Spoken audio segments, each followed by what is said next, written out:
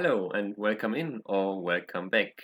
I'm GoDave, I'm a Go streamer, Go teacher, and so close to EGF5 now. In any case, in this video I want to present to you 3 different ways to make the most efficient use of Tsumego.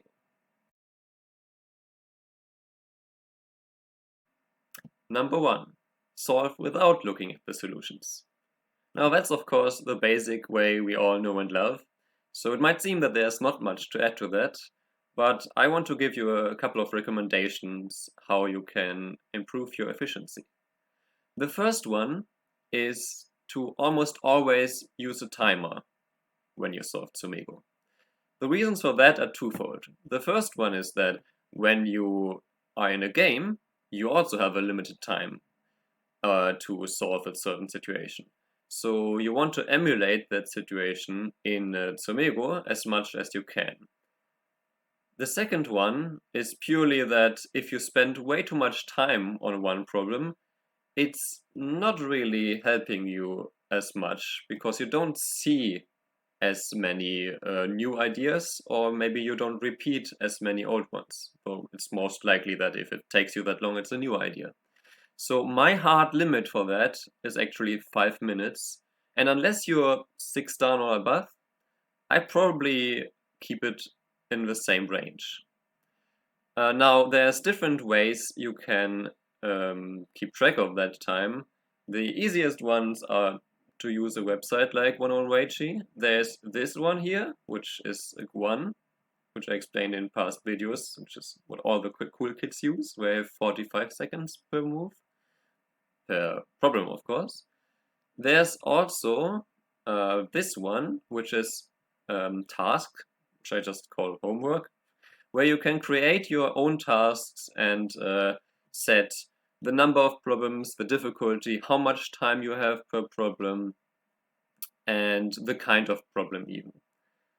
And the last one, of course, is to just use your own timer, which gives you the freedom to use any collection you want or to just solve it with a certain book. Another recommendation I have is that you solve mostly easy enough problems to strengthen your fundamentals and your intuition. You should be able to solve a significant percentage of those problems. Hey, Chochi-kun, back me up here.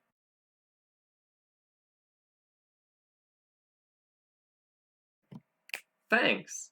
So the reason for that is that if you can solve only a small percentage of the problems, then chances are you either need way too much time for them, or you don't even read anything because you're just staring at the problem, and that's not all that efficient use of your time. If the solve percentage is much higher, then your risk of going overly perfect, and again, that's not super efficient.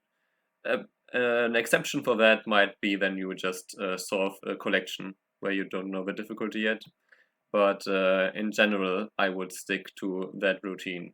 Of course, doing harder problems is still valuable, but strengthening your fundamental first, I think, is the main priority for most amateurs at least.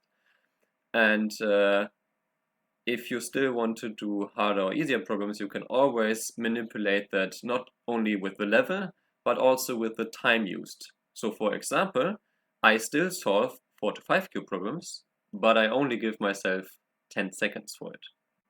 An additional advice I want to offer you is to make sure you always fully solve a problem and come to a conclusion. Read it like your game depends on that next move, where you also would like to come to a conclusion and not just guess what will happen. And one last remark, don't just do life and death, also do Tisuchi to improve your fighting skills.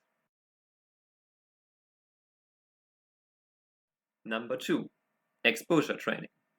Now, as I understand it, a big proponent of this method is Zichen, aka the newest NA Pro. And the method entails that you look at a lot of solutions in quick succession. So you're not even necessarily attempting to solve them, but you're literally exposing yourself to a lot of possibly new or not well internalized ideas and repeat old ones. Attempting to retain some of those ideas, maybe even make your brain subconsciously work on them, so that the next time you see a problem with that idea, you might actually be able to solve it and not just stare at it and have no idea what to do. So for that purpose, it makes sense to use collections of books. For example, last year, what I did, I used these 2 Taijin 8 Dan Tsumego sets, except Endgame and also minus Tiangnan 2, because that was way too scary for me last year. And I went through about 7,000 problems, gave myself a few seconds to actually solve them, but if I couldn't almost immediately solve them, I would put them in a collection and then I repeated them later. A similar thing I am doing right now. I used Q1 and went through 4 Dan problems, so I gave myself a little bit more time, but you can tweak it as you like. And the ones I had no idea in and I just couldn't solve, those I collected.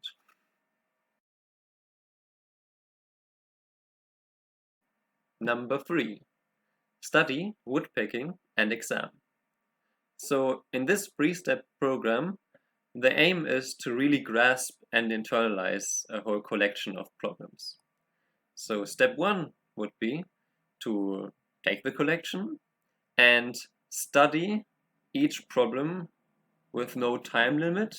Of course, it should also not take forever, but you should really look at and understand the solution of a problem and its key ideas. So again, you can make use of the solutions. You can also first attempt to solve it, but not shy away from also looking at the solutions. And once you have done that with the collection, the next step then would be to repeat all of the problems. For example, what I did was with the mentioned classic collection, these ones, I went through them, took the ones that I got wrong in the exposure training, and looked at 20 and studied 20 per day, and then repeated each for 10 more days. So in the woodpecking process, you try to internalize these problems and their ideas by repetition. Hence the name woodpecking, because that's kind of how it feels in your brain. So, and then the last part, after you're done with the studying and the woodpecking, which is almost kind of like studying for an exam, you would take an exam. So, for example, again, what I did is I took these about 1.3 thousand problems that were left from the 7,000 initial problems in the classic collections and give myself 3 minutes per problem. So you test yourself ideally again with a time limit, which kind of also connects everything we talked about so far. And in this classic collection, of the 1.3 thousand problems I got incorrect in the first run, I solved about 72 problems, percent of course, which is, I mean, quite close to the 80% mentioned in part 1. And so, yeah, that is one more method to make use of Tsumego. Here are quickly 2 bonus ways to make use of Tsumego. The first one is to study problems sorted by theme to further increase shape understanding and intuition.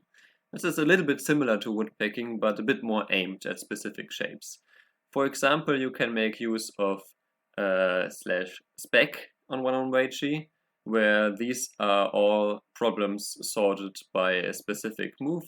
For example, this one is all descents, and this one is all diagonals as a solution. Or you can use collections that already do that, like the Segue Tisuchi. Those are all chapters sorted by a specific move. You can also see there's again the diagonal here, I think, on the descent.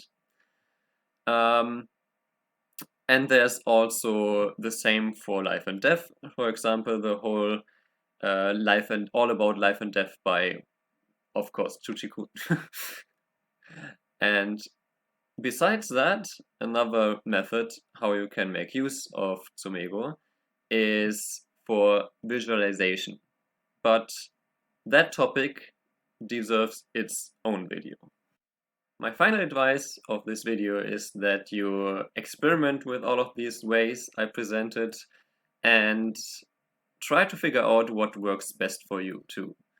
For example, I currently best like a good mix of everything I mentioned. As you can see, I switched to my Tsumego stream setup. So my current morning routine consists of, as you can see in the top left, 30 4 to 5Q problems in 10 seconds, solving them, then studying 10 4-dan problems from a collection which I got because of exposure training, then doing 20 1-dan problems in a minute each, and then repeating by woodpecking the last 5 days of 4-dan study and rounded up with 22Q1. And I will at some point not only repeat the ones that I got wrong in this exposure training process, but also, as you can see, besides the classic collection, I also have a collection for 1-dan problems and 5Q problems. So I also collect the ones I get wrong in the solving process. But in those, I mainly are around the 80% solve rate, and whenever that is raised, I either change up the difficulty. For example, just recently changed from 5Q to 4 to 5Q, or I change the time I get for those problems. What are you excited to try? What would you do differently? Also let me know if you have any other recommendations on how to make use of Tsumego. I'm always eager to learn and try something new. For now, thank you for watching the video and have a great day. Bye.